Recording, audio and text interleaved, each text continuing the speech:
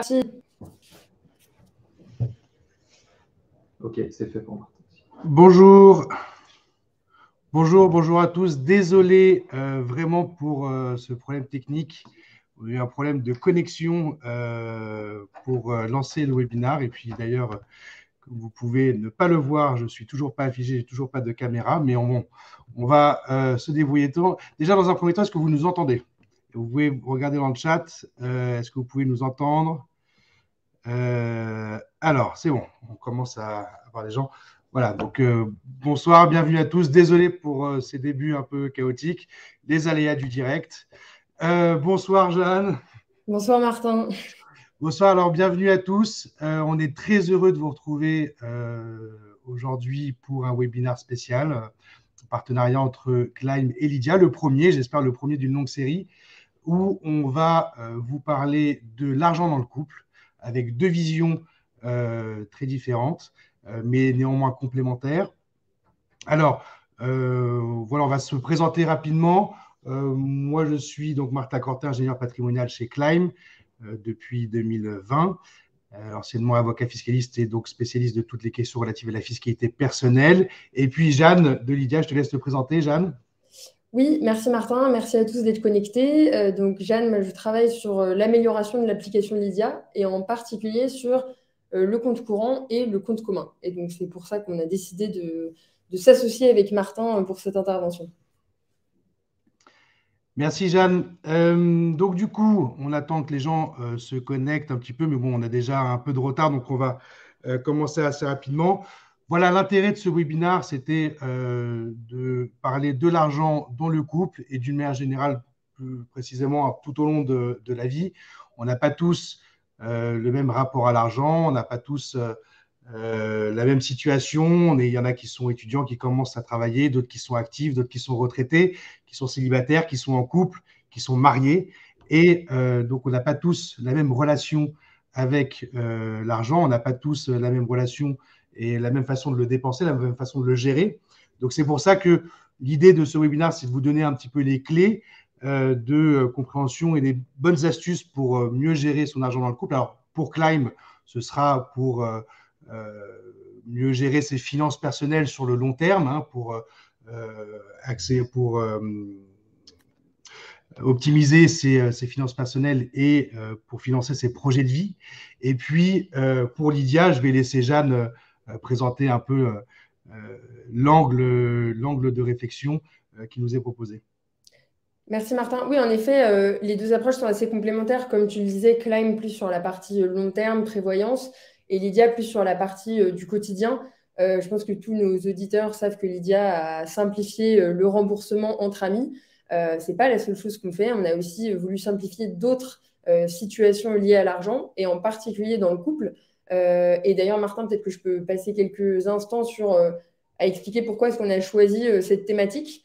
Oui, bien sûr. On a pensé à cette thématique sur l'argent dans le couple, déjà parce que l'argent, tout le monde, enfin ça tombe sous le sens, c'est un sujet important, mais pour autant qui est souvent tabou, et c'est particulièrement vrai dans le couple. Souvent, chacun a sa vision des choses, mais on n'est pas forcément très à l'aise pour en parler sereinement. Or, ça peut créer des non-dits, des conflits, pardon. Un chiffre parlant sur ce thème, c'est que 10% des divorces sont liés à des sujets d'argent. Donc nous, notre objectif, c'est que vous ne finissiez pas comme ça. Donc c'est surtout de vous donner, comme disait Martin, les conseils, les outils aussi surtout, pour faire de l'argent dans le couple un sujet vraiment simple et vraiment apaisé, avec ces deux approches complémentaires, donc vraiment le quotidien et le long terme. Merci Jeanne pour cette rapide présentation. Alors, juste d'un point de vue pratique, vous avez en bas à droite de votre écran donc deux onglets, un onglet chat et un onglet questions. On va utiliser le onglet chat plutôt pour la modération. Donc, si vous avez des questions administratives de type est-ce qu'on va avoir un replay, est-ce que le support de présentation sera disponible, etc., on vous invite à vous poser des questions plutôt techniques sur l'organisation de ce webinaire dans cette partie-là. Et puis, les questions de fond sur les questions plus spécifiques pour Lydia ou pour Climb, sur les investissements, sur la gestion, sur le compte, etc. On vous invite à les poser dans la partie questions. On prendra le temps à la fin de la présentation, dans une session de questions-réponses, pour répondre On va essayer de répondre au maximum de questions. Si on peut répondre à toutes les questions, on le fera. Mais vu qu'on a pris un peu de retard, je ne sais pas, on verra. On va faire au mieux. Et voilà, donc vous n'aurez pas la possibilité d'intervenir en cours de présentation et on répondra aux questions à la fin. Donc si vous avez des questions, n'hésitez pas à les poser dans l'onglet questions et puis regardez les questions qui ont déjà été posées. Si vous les trouvez pertinentes, vous pouvez cliquer dessus et ça les fera remonter puisqu'il y a un système de scoring des questions. Voilà, alors, sans plus attendre, on va rentrer dans le vif du sujet et la présentation de ce soir donc, sera partagée en 4 grands thèmes, d'accord, qui seront donc, qu'on a voulu un peu chapitrer selon les grands chapitres de la vie et d'une relation à deux. Donc d'abord les débuts de la relation. Donc quand on commence, on est encore célibataire et puis on rencontre quelqu'un.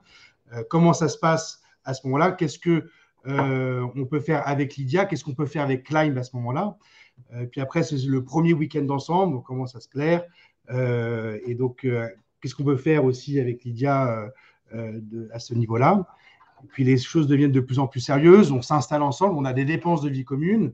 Et donc là, pareil, on a des choses à faire et puis il y a des gestions de l'argent qui sont différentes encore à ce moment-là de la vie.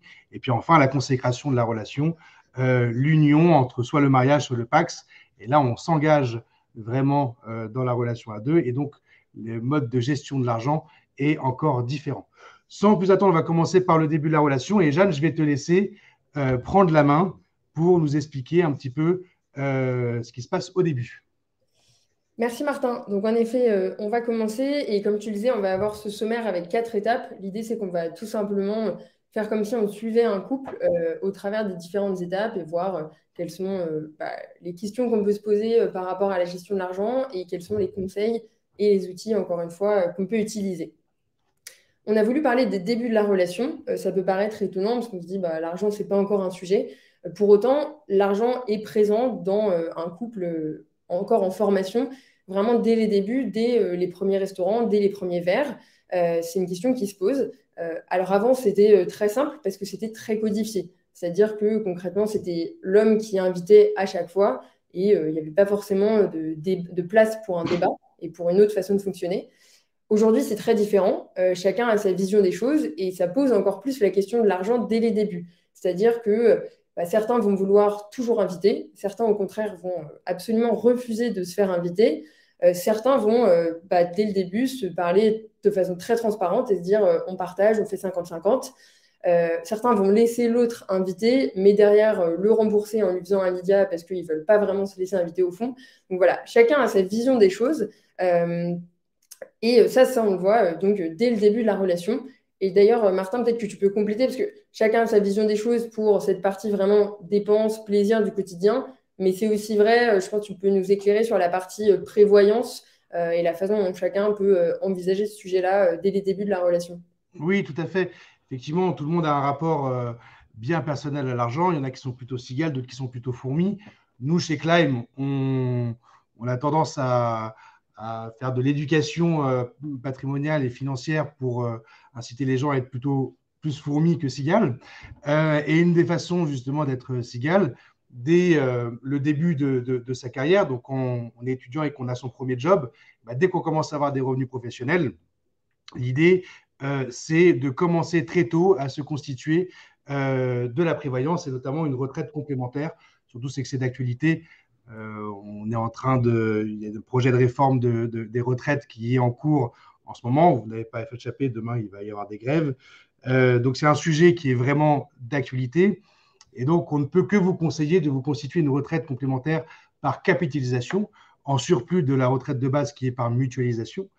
Et un des moyens justement de se constituer cette retraite complémentaire, c'est de se créer un plan d'épargne retraite individuel, un PERIN,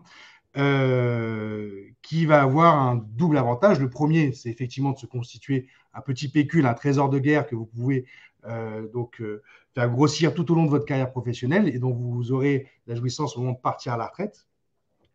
Et surtout, c'est que la constitution du plan d'épargne retraite peut avoir un avantage fiscal très intéressant, puisque les versements volontaires que vous allez faire sur votre plan d'épargne retraite peuvent être déduits de votre revenu global et donc du coup faire baisser votre assiette d'imposition et mécaniquement faire baisser votre impôt sur le revenu. Alors comment ça fonctionne? En gros, tous les ans, l'administration fiscale va calculer votre plafond d'épargne retraite. Ce plafond d'épargne retraite, il est égal au plus élevé des deux montants suivants. Donc, c'est pour ça que vous avez là, côté gauche, côté droit, avec une balance au milieu. Et en gros, on va prendre celui qui sera le plus important. Donc, soit 10% de la rémunération professionnelle nette de frais. Donc, si vous êtes salarié, par exemple, vous prenez le salaire tel qu'il apparaît sur votre fiche de paye, le net fiscal cumulé imposable que vous avez sur votre fiche de paye, vous retirez les frais professionnels, donc soit le forfait de 10%, soit les frais réels. Ça, vous avez l'habitude de le faire quand vous faites votre déclaration de revenus, il n'y a pas de nouveauté. Et une fois que vous avez retiré les frais professionnels, vous avez ce qu'on appelle le revenu, le salaire net de frais professionnels. Et vous prenez 10% de ce montant-là, et ça vous donne votre plafond d'épargne retraite. Il faut le comparer avec l'autre plafond, qui est le plafond plancher, qui est 10% du plafond de la sécurité sociale. Pour 2023, le plafond de la sécurité sociale, il a été fixé à 43 992 euros. 10% de 43 992, ça fait 4 399. Donc, soit c'est 3 499, soit si c'est supérieur, vous prenez 10% de la rémunération professionnelle nette de frais. Et ça vous donne votre plafond d'épargne retraite pour l'année en cours. Alors, vous n'êtes pas obligé de l'utiliser au titre d'une année. S'il n'est pas utilisé au titre d'une année, eh ben, il sera conservé pendant 3 ans. Ça veut dire qu'en 2020, si vous n'aviez pas utilisé votre plafond d'épargne retraite au titre de 2020, vous pouvez l'utiliser jusqu'en 2023. D'accord? Et donc, si on prend le système à l'envers, en 2023, vous pouvez utiliser vos plafonds disponibles des années 2020, 2021, 2022 et celui de l'année en cours 2023. En revanche, le plafond non utilisé de 2019 et des années antérieures, il est définitivement perdu. Donc, si vous voulez faire de l'épargne retraite, vous n'êtes pas obligé de le faire tous les ans, mais si vous en faites, essayez de le faire au moins tous les 3-4 ans pour bénéficier à fond de vos plafonds. Ensuite, comment ça fonctionne et quel est l'avantage fiscal que procure le plan d'épargne retraite? Eh bien, écoutez, c'est très simple. Le montant que vous allez mettre sur votre PER, dans la limite du plafond qu'on vient de définir précédemment, il sera déductible du revenu global. Ce qui veut dire que 1 euro investi dans votre plan d'épargne retraite, ça donnera un pourcentage de réduction d'impôt qui va dépendre de votre tranche marginale d'imposition. Donc, le taux d'imposition le plus élevé auquel est soumis votre revenu annuel. Donc, vous connaissez les tranches d'imposition. La première tranche est à 0, la deuxième à 11, 30, 41 et 45%. Et bien, votre tranche marginale d'imposition, ça va vous donner le pourcentage d'avantage fiscal que vous procurez l'argent mis sur le plan d'épargne retraite. Dans l'exemple, on a un exemple ici. On a un salarié célibataire, d'accord, qui gagne 50 000 euros par an. Donc, si on a 50 000 euros par an, on utilise le forfait des 10% pour les frais professionnels. Donc, ça fait 50 000 moins 10%. Ça fait 50 000 moins 5 000. Donc, ça fait 45 000 euros de salaire net imposable, net de frais professionnels. 10% de ce montant-là, c'est 4 500 euros. Et donc, du coup, on va mettre 4 500 euros sur le plan d'épargne retraite. Quand on a 50 000 euros de salaire, on a la troisième tranche d'imposition à 30%. Donc, l'avantage fiscal, c'est 4 500, le montant qui est mis sur le PER, fois la tranche marginale d'imposition à 30%. Ça fait 1 350 euros. Vous mettez 4 500 euros sur un plan d'épargne retraite, vous avez 1 350 euros d'impôt en moins. Et en plus, vous êtes constitué un pécule pour la retraite. Voilà rapidement ce qu'on pouvait dire au niveau du plan d'épargne retraite. Alors, dans le cadre de la relation, là, le plan d'épargne retraite, c'est quelque chose qui est individuel par définition. Alors, on peut le faire quand on est célibataire ou quand on est marié, mais ça concernera sa propre retraite. En revanche, si on est marié, l'avantage fiscal sera pour le foyer fiscal. On va enlever du revenu, ce sera déduit du revenu global du foyer fiscal, si on est célibataire, de son revenu global individuel. Voilà, je te repasse la main, Jeanne, et là, tu vas nous parler du premier week-end d'ensemble. Et donc là, c'est le début de la relation. Qu'est-ce qui se passe à ce moment-là?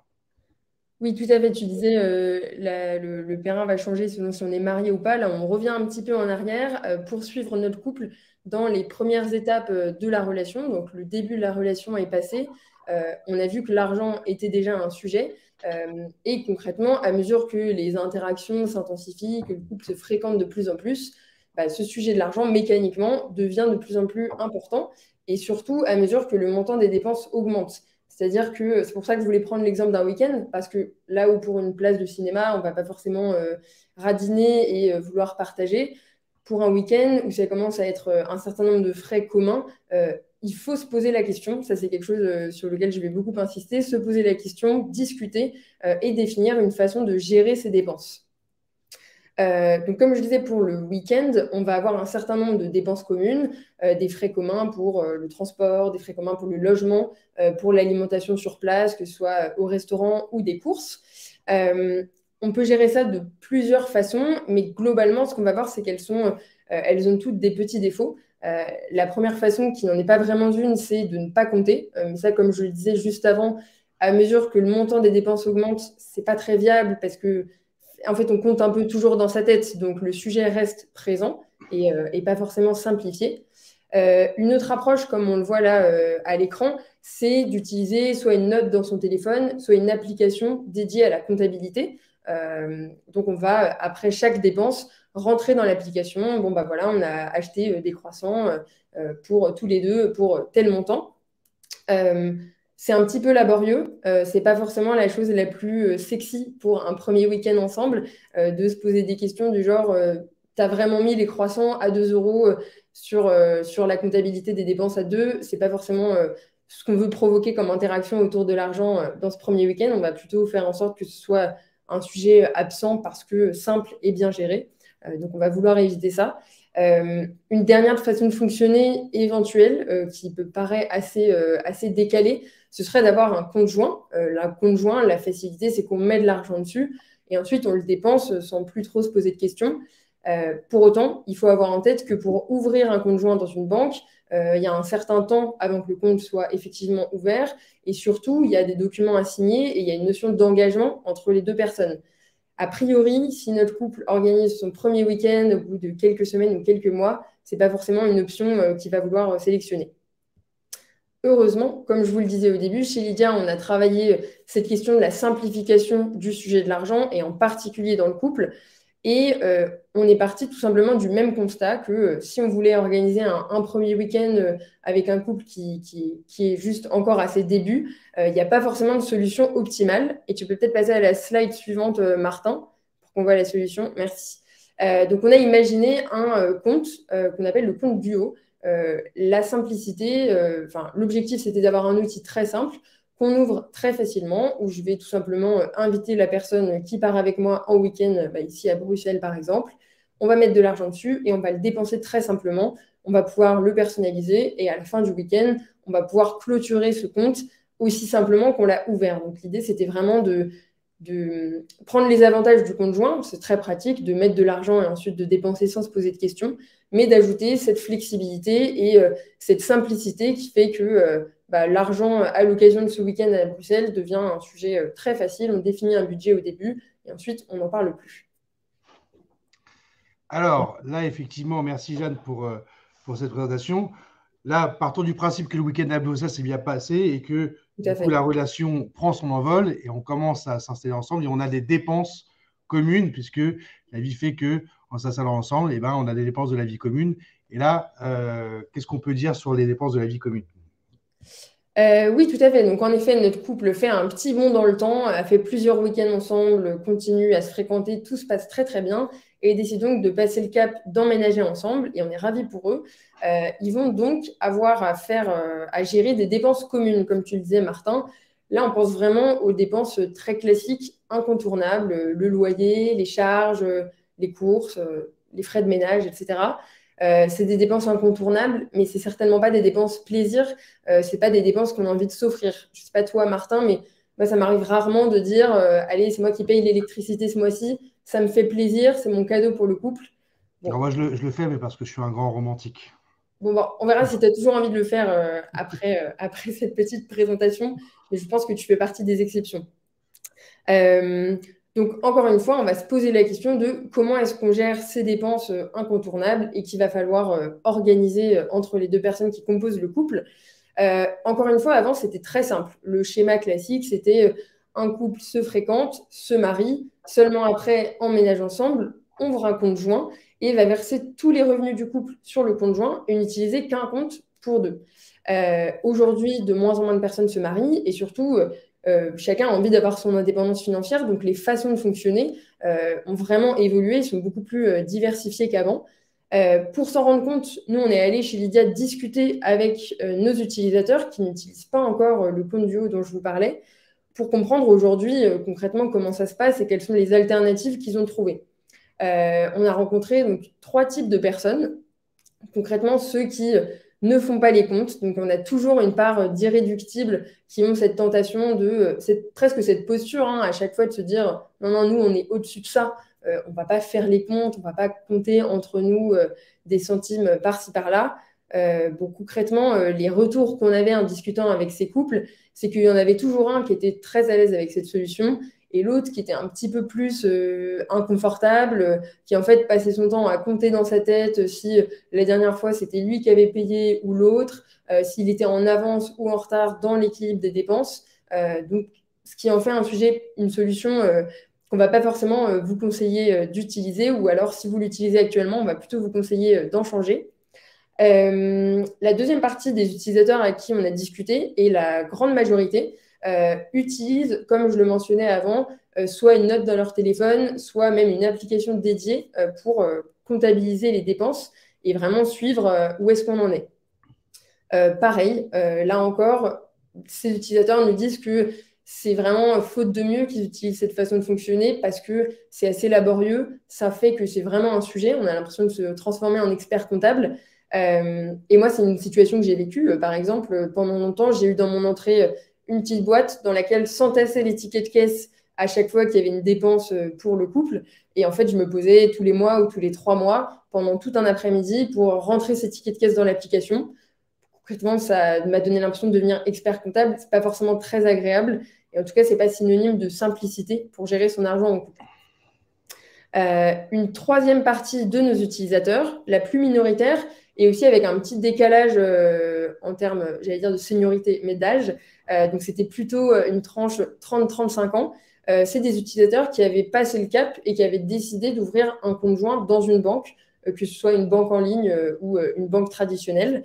Moi, je l'ai dit tout à l'heure, le compte joint, il est super, il a plein d'avantages. Le fonctionnement, il est très simple. C'est on met de l'argent dessus et ensuite on dépense. Pour autant, quand je disais il faut passer le cap, c'est qu'il y a un certain nombre d'inconvénients, de contraintes au fait d'utiliser un compte joint en tant que tel. Ce compte joint, il y a des papiers à signer, il n'est pas disponible tout de suite, il faut toujours en moyenne 3 jours avant qu'il soit actif. Les 2 personnes qui constituent le compte joint, surtout, sont solidaires si jamais il y a des dettes d'un côté ou de l'autre. Donc, c'est quand même engageant. Ce n'est pas forcément quelque chose qui va être très adapté ou avec lequel un couple qui est ensemble depuis 6 mois et vient d'emménager ensemble, ce n'est pas forcément une solution qui va leur sembler adaptée ou en tout cas avec laquelle ils vont être très à l'aise. Et donc, encore plus que pour le week-end qu'on présentait tout à l'heure avec ce petit compte Lydia qu'on peut ouvrir et fermer au bout de 2 jours, on a pensé le compte duo dont je parlais précédemment, précisément pour ces cas-là de la vie commune. Notre objectif, et tu peux peut-être passer à la slide suivante qui montre un petit peu le type de dépenses qu'on va avoir. Merci.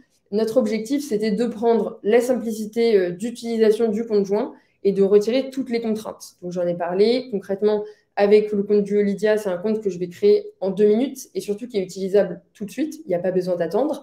C'est un compte pour lequel on n'a pas besoin de signer des papiers. C'est un compte pour lequel les 2 parties ne sont pas engagées. Concrètement, l'idée, c'était de prendre juste la partie simple du compte joint. Un compte, on met de l'argent dessus, on dépense ensemble et on ne se pose pas plus de questions et on n'a pas le sentiment d'être engagé. On sait que si jamais la vie est faite de problèmes, on peut se séparer et ce sera pas plus compliqué que ça. Merci Jeanne pour ces précisions sur le compte Duo. Alors, comme vous avez pu le constater, la technique a fait des merveilles et on me voit maintenant désormais. Enfin, je crois qu'on me voit. On te voit très bien. Moi, je me vois. C'est ce qui est déjà un premier signe. Jeanne, est-ce qu'on me voit? On te voit très bien. Bon, super. Ok, merci Jeanne pour cette présentation. Maintenant, moi, je repasse un peu sur le temps long et on va parler d'un investissement qui peut être fait même quand on n'est pas encore marié, même quand on est célibataire, mais qu'on peut faire surtout quand on est en concubinage, puisque c'est un investissement qu'on peut faire soit seul, soit à 2. Et quand on le fait à 2, on peut le faire comme étant marié, pacsé ou même en concubinage. Juste qu'il y aura un partage.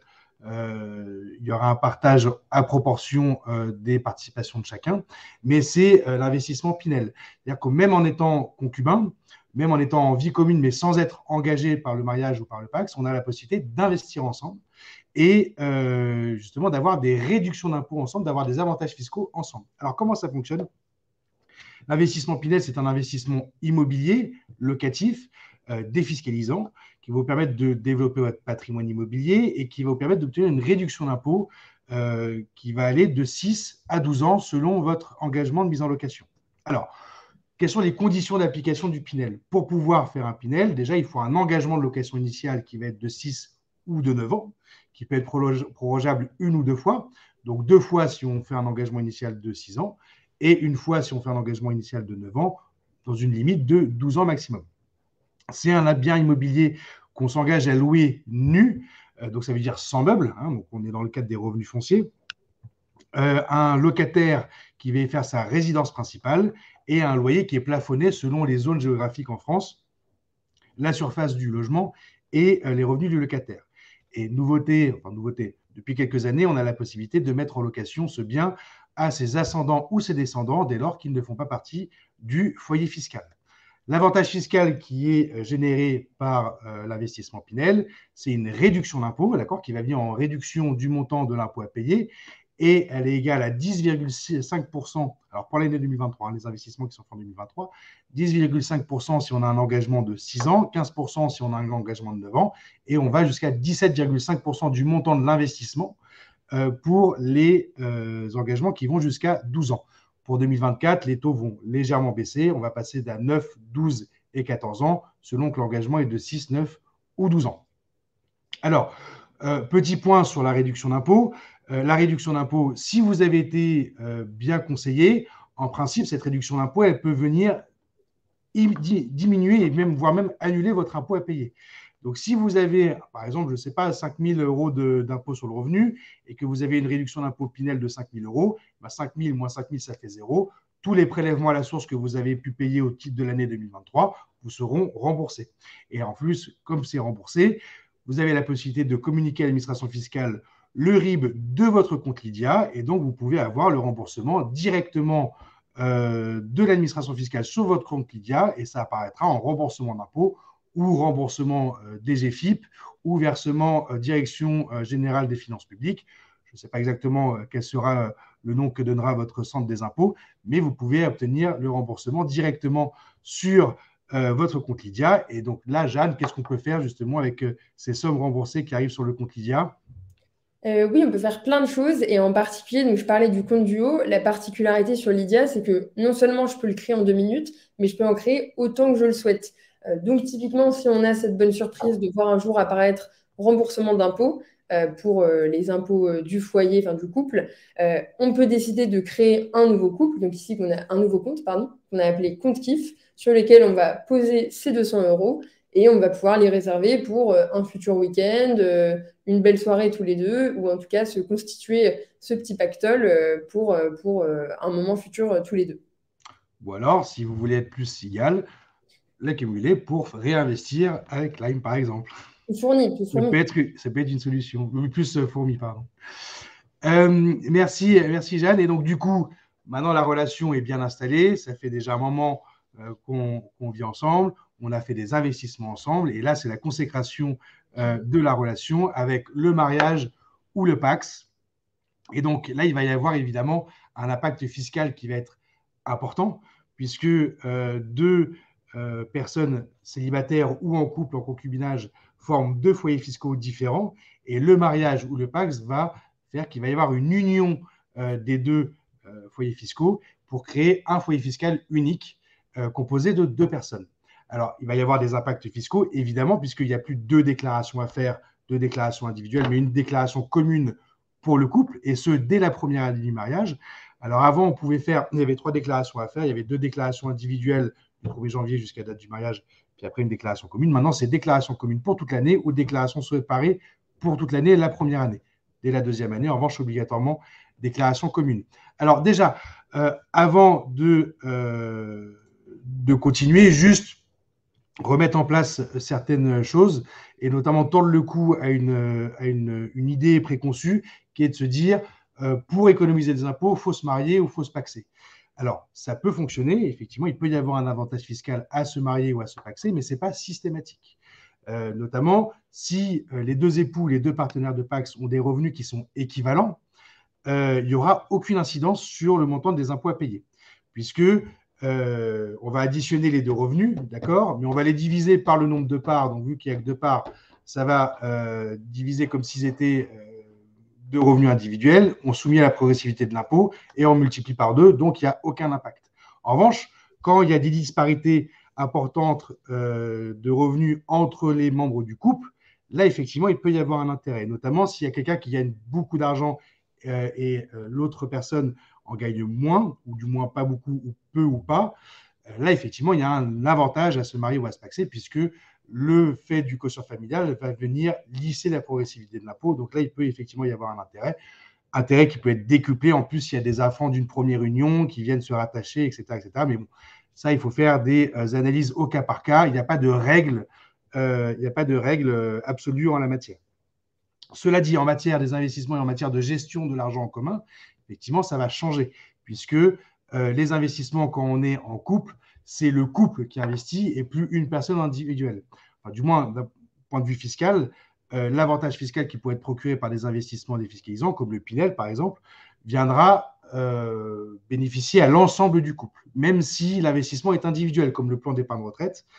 Le plan d'épargne retraite, la déduction qui est faite du revenu global se fait sur le revenu global du couple, même si le plan d'épargne retraite est fait de façon individuelle. Donc, effectivement, le fait de s'unir va avoir des impacts fiscaux.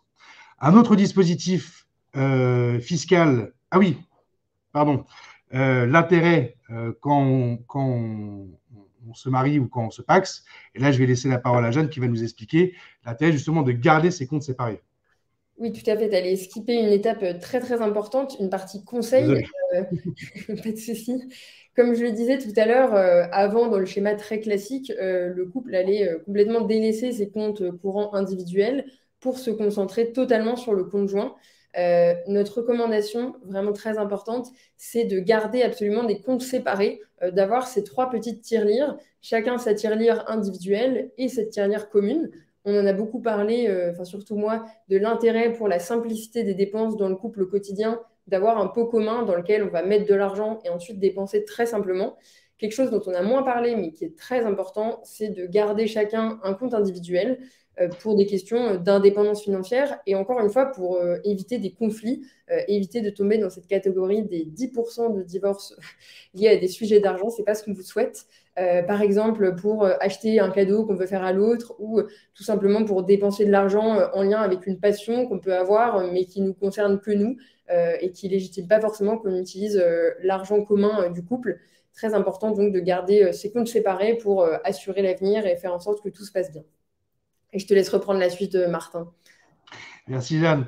Et donc, un autre investissement qui peut être intéressant, alors là, pareil, hein, qu'on soit célibataire, en concubinage ou en couple, la seule différence, c'est qu'en couple, l'avantage fiscal profitera à l'ensemble du foyer fiscal, mais ça fonctionne, quelle que soit la situation maritale, c'est le jardin industriel.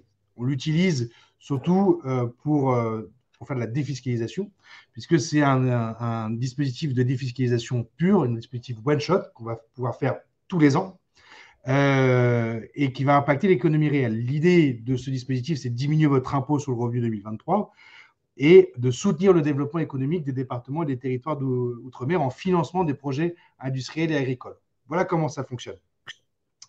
On a un couple marié avec un revenu annuel de 100 000 euros. Les revenus cumulés du couple font 100 000 euros et donc on a un impôt sur le revenu qui est 11 000 euros. Alors, je sais que ce n'est pas forcément à l'échelle, ce n'est pas forcément les vrais chiffres, c'est juste pour vous donner un exemple de façon à donner une compréhension globale du mécanisme. Donc, on a 11 000 euros d'impôt sur le revenu.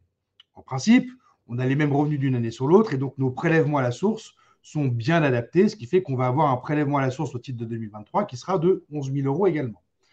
Donc, vous gagnez 100 000 euros sur l'année 2023 et donc vous allez avoir un prévisionnel de 11 000 euros d'impôt sur le revenu.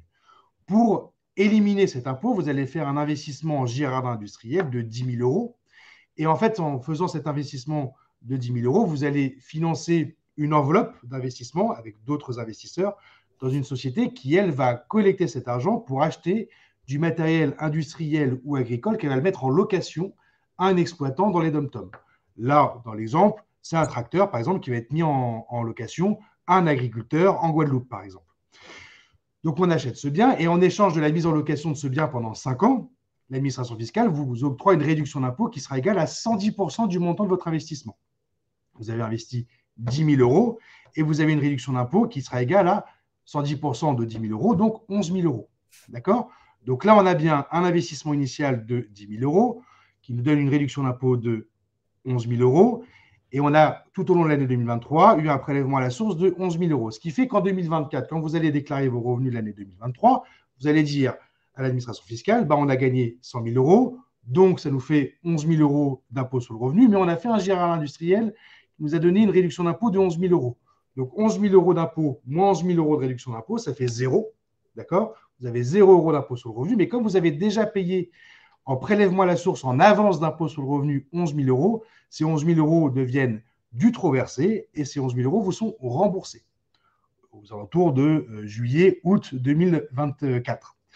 Qu'est-ce que vous faites avec cet argent? Alors évidemment, vous pouvez l'utiliser pour partir en vacances. Nous, ce qu'on vous conseille, vu que vous avez déjà amorcé la réduction d'impôt, c'est de réutiliser cet argent et de le réinvestir dans un gérard industriel pour recycler la réduction d'impôt et donc partir sur un cycle où tous les ans, vous payez votre impôt sur le revenu avec 1 an d'avance, mais avec 10% de réduction. Donc, ça peut être très intéressant quand c'est fait justement d'une année sur l'autre. Et la première année qui est un petit peu qui demande un effort de trésorerie, mais si c'est bien fait, si c'est bien calibré, l'effort de trésorerie se fait la première année. Après, on ne fait que recycler la réduction d'impôt. Voilà pour des dispositifs qui peuvent être utilisés sur le temps pour la gestion des finances personnelles en tant que célibataire ou en tant que concubin ou dans le cadre du couple marié. Je pense qu'on a d'autres solutions, évidemment, mais voilà, on arrive à la fin de cette présentation. On espère que vous avez pu apprendre des choses. Vous avez toujours la possibilité, on vous met là à disposition des QR codes. N'hésitez pas à les utiliser pour venir découvrir notre offre chez Climb, puisque là, on vous a présenté 3 dispositifs, mais il en existe plein d'autres. Là, vous pouvez faire une simulation qui est gratuite pour voir si vous êtes éligible à nos produits. N'hésitez pas à l'utiliser. Vous pourrez avoir un bilan patrimonial qui sera fait parfaitement non facturé, gratuitement, et pour voir si vous êtes éligible à nos produits et voir les solutions qui pourraient s'offrir à vous, justement, pour améliorer la gestion de vos finances personnelles. Et vous avez aussi un autre QR code pour découvrir le compte duo de Lydia, et je vais laisser Jeanne en parler, qui en parlera bien mieux que moi. Tout à fait. Alors, très simplement, le QR code, il va vous permettre de découvrir et d'ouvrir un compte duo dont on a beaucoup parlé. Et puis, peut-être pour le mot de la fin, vous laisser avec ces outils, mais aussi ces conseils. Déjà, merci à tous pour votre attention. On est ravis d'avoir passé ce moment avec vous. Et puis, on va passer juste après aux questions. On espère surtout que vous aurez été sensibilisés à ce sujet de l'argent dans le couple, au fait que chacun a vraiment sa vision des choses, qu'il y a différentes façons de fonctionner et différents outils aussi qui peuvent vous permettre dans votre couple ou demain, si vous n'êtes pas en couple aujourd'hui, de faire de ce sujet quelque chose d'apaisé, de vraiment serein et simple. En tout cas, vous l'aurez bien compris, le plus important, c'est d'en parler. Souvent, dans un couple, il y en a un qui n'a pas très envie de s'occuper de ces questions d'argent et l'autre que ça embête un petit peu quand même, que ce soit pas plus simple, que ce soit pas plus organisé. Peut-être que si vous êtes connecté aujourd'hui, c'est que vous êtes cette deuxième personne. Donc nous, on vous encourage totalement, forcez votre moitié à en discuter et à mettre en place les bons conseils, les bons outils pour en faire un sujet très simple et qui correspond à votre usage et votre vision des choses. Voilà, merci beaucoup. Merci Jeanne, merci à tous d'avoir été attentifs durant ce webinaire. On va passer à la session de questions-réponses. Alors, vous avez été nombreux à poser des questions. Je vais commencer déjà par l'onglet questions. Je vois qu'il y en a déjà certaines qui ont été répondues par nos modérateurs de choc. Question de Lofty, quelle différence entre compte duo plutôt destiné au couple et le compte groupe? Donc là, c'est une réponse qui a été donnée directement par Caroline. On a Lydia qui pose la question, Donatien, qui répond: s'il reste de l'argent sur le compte duo après ce fameux week-end romantique, comment savoir la bonne proportion pour rembourser chacun? Ça, Jeanne, je te laisse répondre. Oui, tout à fait. Alors, ce compte, il est déjà très bonne question, en effet. Le compte n'est pas forcément vide à la fin du week-end. On a pu mettre un petit peu trop d'argent. Nous, ce compte, on l'a conçu particulièrement pour un usage à 2 personnes, où donc, a priori, on va choisir de dépenser ensemble. Donc, on est allé au restaurant ensemble. On imagine, dans notre vision des choses, que le couple va partager l'addition à la fin en utilisant donc ce compte commun. Après, Lydia, vous avez aussi, donc, on le voyait sur un des écrans, il me semble, avant, un compte individuel. Sur la même interface, vous avez accès à votre compte individuel et votre compte couple. Si pendant le week-end à Bruxelles, vous faites une dépense qui vous concerne uniquement vous, pour acheter un cadeau pour votre famille ou autre, il suffit, avec votre carte Lydia, de sélectionner comme compte source votre compte individuel. Comme ça, vous n'aurez pas besoin derrière de refaire de la comptabilité entre avec le compte couple, j'ai dépensé pour une dépense qui était uniquement pour moi. L'idée, c'est de simplifier en amont en ayant votre compte individuel et le compte à 2 dédié à Bruxelles. Merci Jade. Autre question de Yakim. N'y a-t-il pas des placements similaires au Perrin, mais bien moins long terme que celui de la retraite pour bénéficier d'une réduction de l'impôt sur le revenu? Alors, évidemment, il y a d'autres dispositifs. Le PER, c'est un placement sur le long terme, puisque c'est un placement qu'on fait en prévision de la retraite. Donc, en principe, les fonds sont bloqués jusqu'à la retraite. Donc, effectivement, si vous cherchez des dispositifs plus rapides, il y a le Girardin, comme je l'ai dit. Il y a d'autres dispositifs qui peuvent être sur des temps plus ou moins longs. Et comme vous l'a dit notre modérateur, effectivement, allez sur le site de Climb et vous aurez la possibilité de prendre rendez-vous avec un de nos conseillers qui vous expliquera toutes les solutions qui peuvent s'offrir à vous en fonction de votre situation.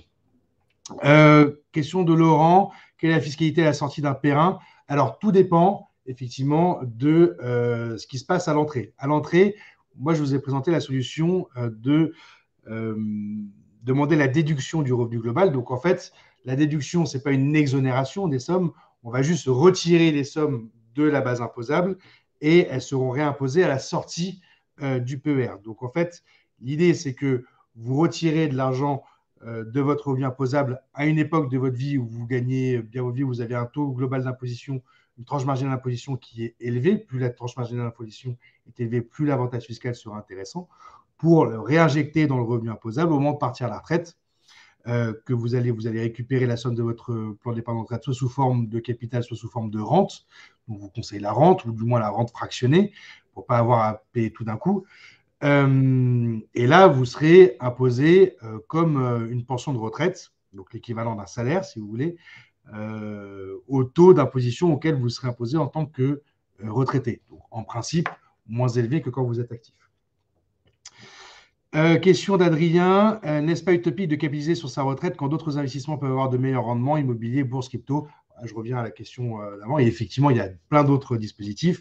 Le PER n'est pas la réponse à tout. Le PER est un outil qui peut être utilisé dans certains cas, il a de nombreux avantages dans certains cas qui sont bien définis. Effectivement, comparé à d'autres dispositifs, il y a d'autres dispositifs qui peuvent être plus avantageux. Ça dépend aussi de sa volonté d'investissement et de son aversion au risque. Là, vous parlez de la crypto. Il y a des gens qui seront très intéressés par le PER en gestion de bons pères de famille. En revanche, la crypto est un investissement qui est beaucoup plus volatile et où les risques sont bien plus élevés. Donc, pareil, ça va dépendre de l'aversion au risque de chacun et de la recherche de rentabilité. Cette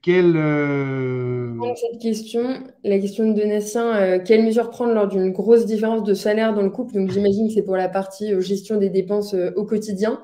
Alors, je l'ai déjà dit pas mal, mais déjà en parler. Et ça, surtout, ça va être très personnel. L'objectif, mon conseil, ce sera de se poser ensemble, de voir si sur les 100% du revenu du couple, il y en a 60 qui sont représentés par l'un et 40 par l'autre, si l'écart est plus important ou un petit peu moins.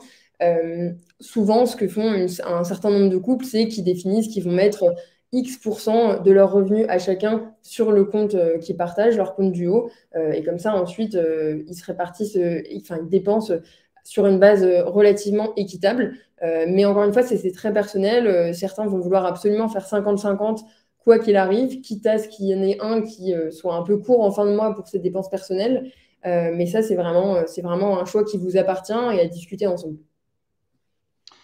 Merci. Là, je suis passé sur le chat pour regarder un petit peu les questions. Les modérateurs ont déjà répondu à pas mal de choses, Caroline et Antoine, qui est sous le compte de Théo. Donc ça c'est bon, amène à la dépendance financière. Donc là, effectivement, amène à la dépendance financière, c'est un peu l'objet de ce webinaire. Étant dans les DROM, c'est un investissement bien connu et utile. Alors j'imagine que Donatien a parlé du Girardin.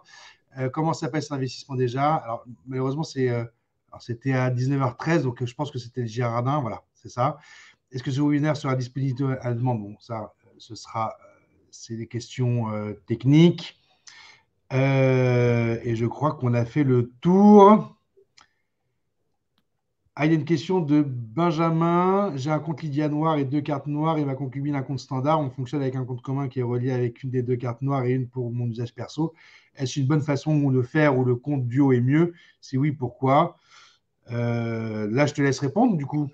Tu peux essayer de répondre, hein, Martin, si tu veux, si tu as un avis sur la question. Je te laisse. Alors oui, non, mais après, je ne connais pas vraiment la différence avec les cartes noires et les comptes noirs. Peut-être que tu peux nous éclairer un petit peu là-dessus. Effectivement, j'ai vu Oui, passer bien sûr. du slide là-dessus, mais ça pourrait être intéressant de faire le point un peu sur les différentes offres.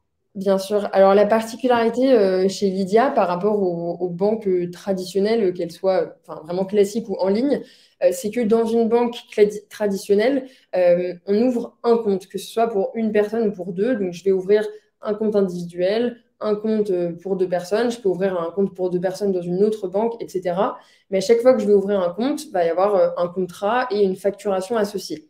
Le parti qu'on a pris sur Lydia, parce que notre objectif, c'est de permettre à un utilisateur d'avoir une multitude de comptes individuels et ou partagés, c'est de réfléchir au niveau de l'individu. Donc moi, Jeanne, en tant qu'individu, j'ai mon compte utilisateur Lydia, à partir duquel je vais pouvoir créer mon compte principal, mon compte couple, mon compte pour les sorties à deux, mais qui ne sont pas les dépenses du quotidien, un autre compte individuel pour épargner pour des vacances que je vais faire avec des amis, par exemple. Donc, tout part vraiment de qui est l'individu. Donc ça me permet, je crois, de couvrir un petit peu la question aussi posée par Donatien. Nous, on a vraiment cette approche par utilisateur, ce qui est assez différent du système bancaire classique.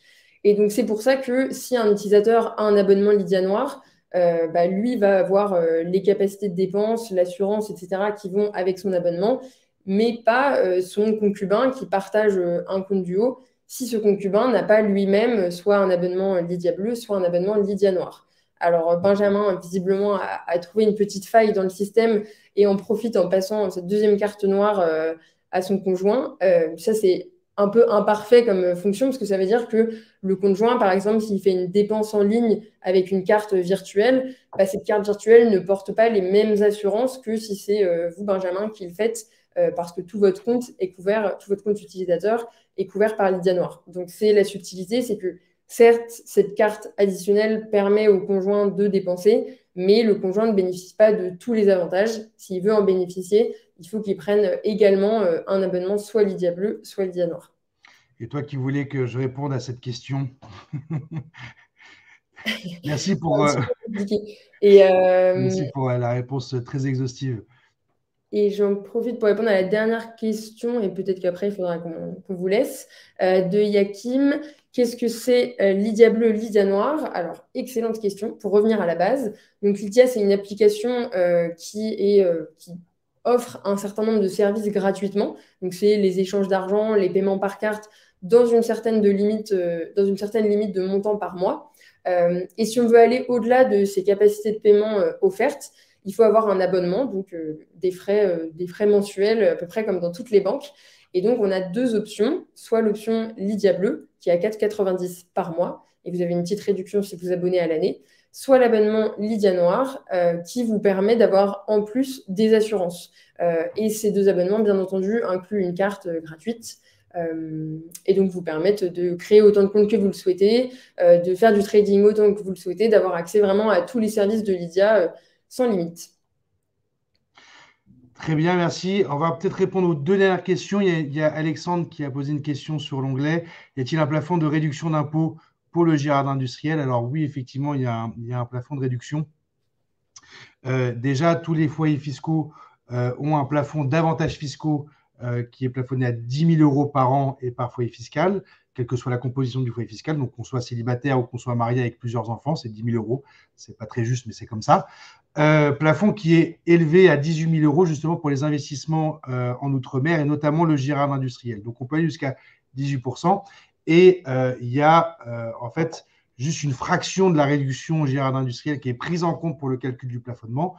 En l'occurrence, c'est 34 ou 44%. Je ne vais pas trop rester dans le détail, mais on peut aller jusqu'à 42 à 51 000 euros de dépenses en Girard industriel, de réduction Girard industriel, dans la limite de ce plafond de 18 000 euros, puisqu'il n'y a qu'une fraction des 42 000, 44% de 2 000 euros ou 34% de 52 000 euros qui seront pris en compte pour le calcul du plafond. Mais bon, au cas par cas, je ne peux pas vous donner de plafond exact, puisque ça va changer d'un foyer fiscal à l'autre selon les dispositifs qui sont déjà en place, puisque si vous avez une femme de ménage ou que vous avez des gens qui viennent garder vos enfants, ou vous avez déjà un dispositif de défiscalisation immobilière, tout ça, ça va venir manger le plafond disponible et donc faire diminuer de fait le plafond restant disponible. Mais oui, du coup, pour répondre, il y a un plafond de réduction d'impôt. Et dernière question, je pense que ce sera pour toi, Jeanne. Est-ce voulu de ne pas permettre de faire des virements permanents pour alimenter le compte? Et si oui, pourquoi? Excellente question, merci de l'avoir posée, parce que ce n'est pas du tout voulu et c'est possible, ou alors c'est qu'il y a un petit souci. Alors, tant sur la particularité sur Lydia, comme je le disais, c'est qu'on peut avoir une multitude de comptes pour une seule personne et sur la même interface. Et chacun de ces comptes dispose de son propre IBAN. Donc, vous pouvez paramétrer depuis, si vous avez une autre banque, depuis l'application de cette autre banque, un virement récurrent. J'imagine que c'était ça qui était entendu par virement permanent. Un virement récurrent vers cet IBAN, donc soit votre compte personnel et ou votre compte duo en plus. Voilà. Et au sein de Lydia, on a également un système, pas de virement récurrent cette fois-ci, mais de rappel. Donc, je peux configurer... Moi, personnellement, ce que je fais, c'est que je me fais un virement récurrent sur mon compte Lydia principal. Et ensuite, j'ai paramétré des rappels qui sont en fait des raccourcis pour tous les mois mettre X euros sur mon compte couple, mettre X euros sur une petite tirelire que j'ai mis pour économiser pour les vacances cet été et autres. Et donc, ces rappels vont me permettre tout simplement d'y penser et de valider le virement à chaque fois très rapidement. Voilà. Et si jamais l'Optim n'arrivait pas à effectuer ça, n'hésitez pas à contacter notre support, bien sûr, pour qu'on vous accompagne dans la mise en place de ces virements récurrents. Merci. Je pense qu'on arrive, on a pris le temps de répondre à toutes les questions. Il n'y a pas de nouvelles questions, je crois. Merci à tous de votre participation. On espère que cette présentation vous a plu, que les réponses aux questions ont été satisfaisantes. Comme on vous le disait, n'hésitez pas à scanner les QR codes qui sont disponibles pour faire plus ample connaissance avec nous. Venez voir ce qu'on fait, venez discuter avec nous, on est disponible et on peut vous apporter plein de solutions justement pour mieux gérer votre argent, soit individuellement, soit en couple, comme c'était le thème de la journée. J'en profite pour remercier très chaleureusement ma comparse de ce soir, Jeanne, pour la qualité de nos échanges. Merci à Lydia pour ce beau partenariat. J'espère qu'il y en aura d'autres. Et puis, il me reste à vous souhaiter une excellente soirée à tous. Merci Martin également et merci à tous de vous être connectés ce soir. Bonne soirée. Merci. Au revoir. Merci, au revoir.